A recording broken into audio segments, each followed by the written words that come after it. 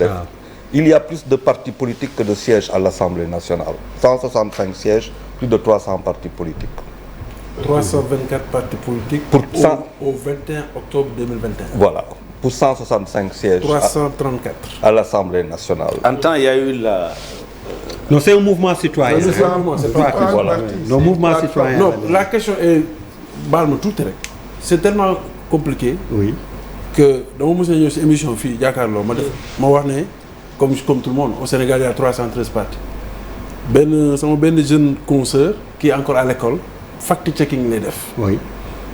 mu xool fu ne gisul officiellement fu ñu bindee ne 313 partis moo am oui. mu ne daf may fact check ma ne ko d'accord mais ma koy aider parce que étudiante la. ma ne ko man sax ça m'intéresse ma xam exactement ñaata partis politiques ñu am Sénégal. mais grand pendant une semaine fu ne dugg naa fa fu ne laajte naa ko information bi ñu ma mujjee jox. mooy au moment M xamuñu ko mais dernier recensement bi officiel bi ñu def. en octobre 2021. 324 partis loolu.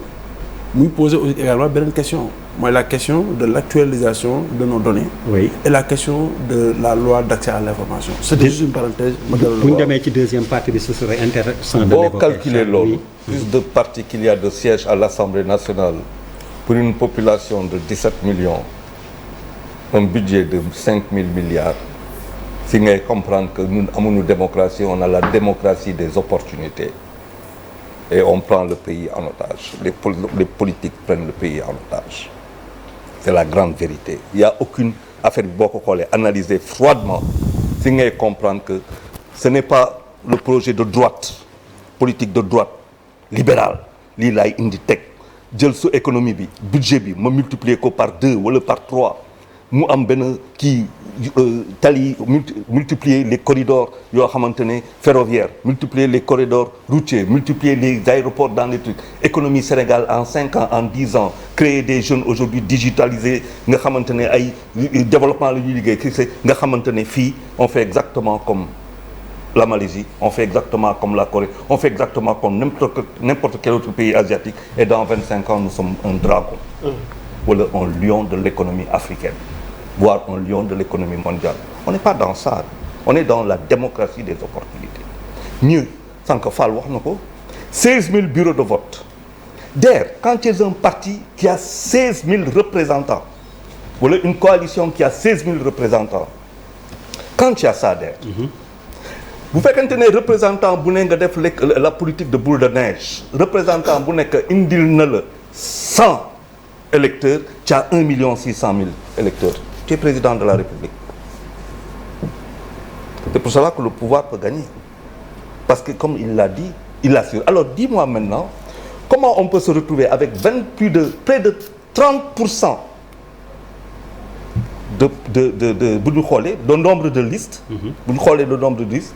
C'est près de 30%, 10% du nombre de partis, près de 30% du nombre de sièges, pour 165 sièges, 25 000.